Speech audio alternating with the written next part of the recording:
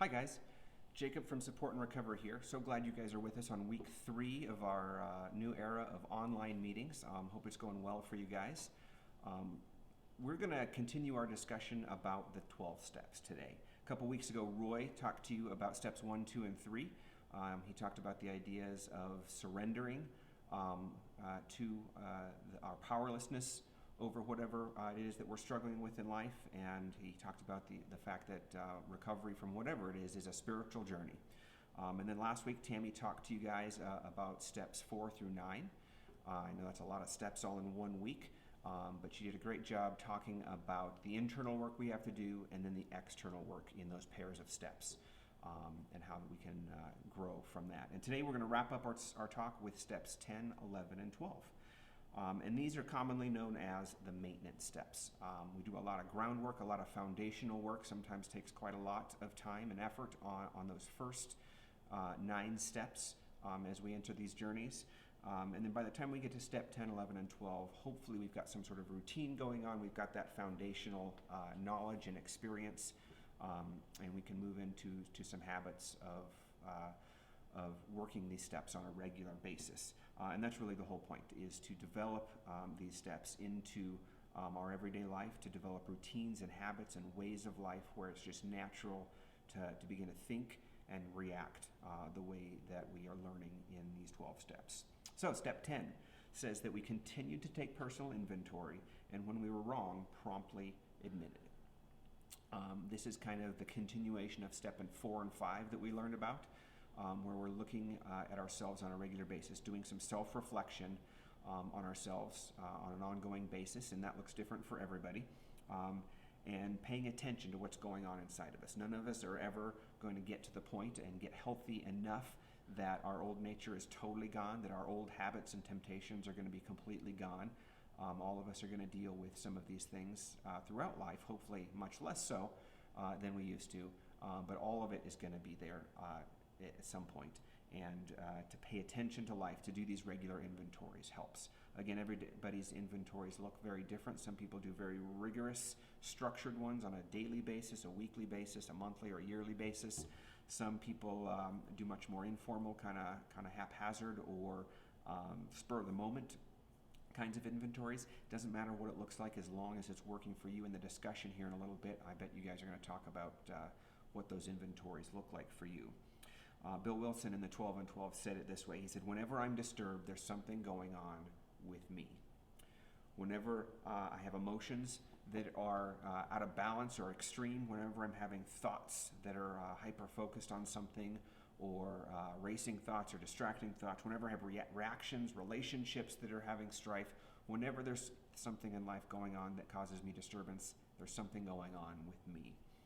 I got a chance to practice this quite a bit over the last couple weeks. I found that I was dealing with a lot of anger. Of course, I didn't recognize it as anger at first. It came out as me snapping at people at work. Or one of my kids actually this week left me a note when I got home from work that says, you need to take a nap, Dad, when you get home from work so you're not so mean.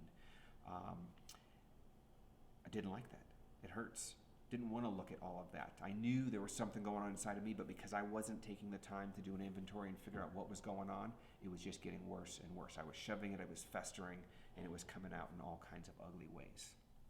Once I stopped, slowed down, pushed pause for a minute, which I know is hard to do in these crazy times, realized that I was dealing with some anger. Anger at my lack of control about stuff at work, my lack of being able to control what was going on with our society's response to the COVID crisis, lack of control at some nasty stuff my landlord did to me.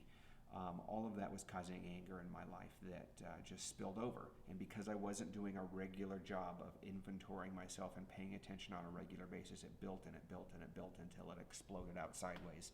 And it affected people that I love. Once I did that inventory, identified what was going on, I was able to tackle it and get some help and figure it out. So doing that reflection, that daily paying attention to ourselves is super important. Step 11 says that we sought through prayer and meditation to improve our conscious contact with God, praying only for knowledge of His will for us and the power to carry that out. We are created as relational beings. We are created for relationship. I bet many of you guys are experiencing that right now, being isolated and quarantined in our homes, that we're missing something. We're missing that relationship with other people. But ultimately, we were made and we were created for relationship with God. And in prayer and meditation is a couple of the ways that we foster that relationship. It's part of the ways that we keep that relationship ongoing and keep that communication with God open. Prayer is simply talking to God. And meditation is thinking again about things that are going on in life, thinking and dwelling on the Word of God, thinking about things that people have spoken into our lives, things we've heard in meetings, meditating on our inventories that we just did in step 10. In these crazy times with COVID, I don't know about you guys, but I'm a command and control kind of guy. I want to jump in and take charge. I want to take control so I can control the effect that all of this has on me. And I do that at work. I do that at home. I do that in the grocery store when I'm looking for toilet paper or noodles.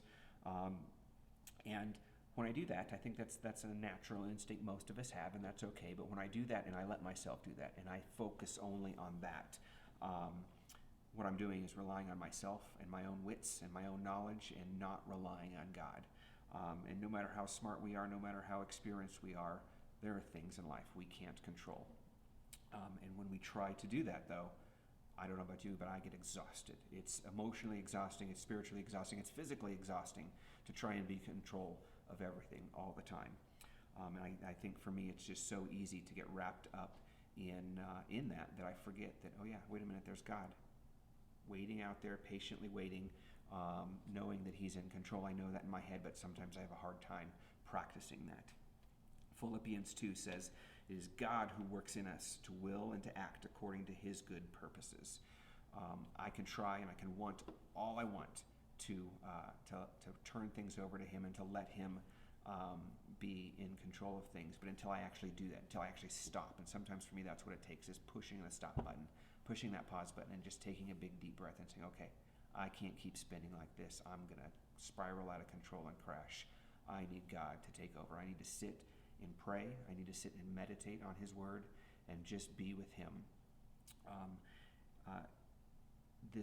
A couple weeks ago, Pastor Kyle did our first sermon in the Dangerous Prayers sermon, and he talked a lot about that. If you're not used to praying, if that's not part of your daily habits, he did a great job introducing what that looks like.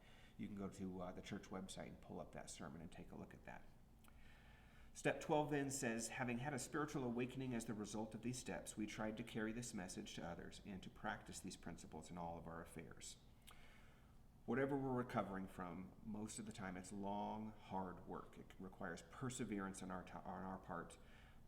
And again, that can be tiring. If we're not on our game all the time, if we're not relying on other people, if we're not doing these steps, like praying and meditating, if we're not doing our inventories, it can get to us. It can wear us out. And I often find myself just not having the energy to do the work sometimes. One thing that does give me that energy and does get me jazzed about continuing my own recovery is helping other people, is serving other people. It's doing our Tuesday night meetings. And I miss them being in person. I miss the faces and greeting. I miss the food. I miss the technical troubles checking people in, because that is so important. One of the ways I'm doing that, not only on Tuesday nights by helping with these meetings, but Sunday mornings. I love getting together with the team of people that run the online church services on Sunday mornings as we pour into other people. Serving other people is what gives me energy, and I don't understand it. I don't know why that is, but when I'm helping other people, my recovery grows, and my spiritual growth happens as well. 2 Corinthians 1 is one of my favorite verses. It says, our God is the God of comfort, who comforts us in all our troubles so that we can comfort those who are in distress themselves. And that is what it's all about. God has poured into our lives. God pursues relationships with us, and He turns around and asks us to do the same. That's good for the people we're pouring into, but I can tell you it's good for ourselves as well. So if we were to look at all three of these steps together, I see a theme. There's probably a lot of themes there, but there's a theme that I see, and that is that of connection. In step 10, we connected to ourselves and what was going on in our own lives that sometimes we're so busy or so upset about that we don't see and we don't pay attention to. In step 11, we connected with God. We push that pause button to catch our breath and to remind ourselves that He loves us, that He's there, He's in control. And if we just slow down just for a moment to pray and to meditate, we will have that connection that we so desperately need. And then in step 12, we're connecting with other people. If we can do all three of those things, if we can connect with ourselves on a regular basis, we can connect with God on a regular basis, and we can connect with other people. It's not a magic formula that's going to make life grand, make all of our troubles go away, but it is a really great set of tools that in my life I know makes all the difference in the world. So this week, I encourage you guys to look for those moments where you can push pause. Again, I know how hard that is with kids and work and family and sometimes lack of work, looking for work, whatever it is that's the busyness in our life. Find a moment, even if it's just a moment, to push pause and to connect with yourself. What's going on inside of you? What are you disturbed about? Connect with God, even if that's just a simple God help me prayer. And then connect with others. Find somebody else in life that you can kind of unload to. Somebody that you can serve, and that will make all the difference in the world. Healing from our hurts, habits, and hang-ups is not the only goal of recovery. It's just the beginning. It's the foundation.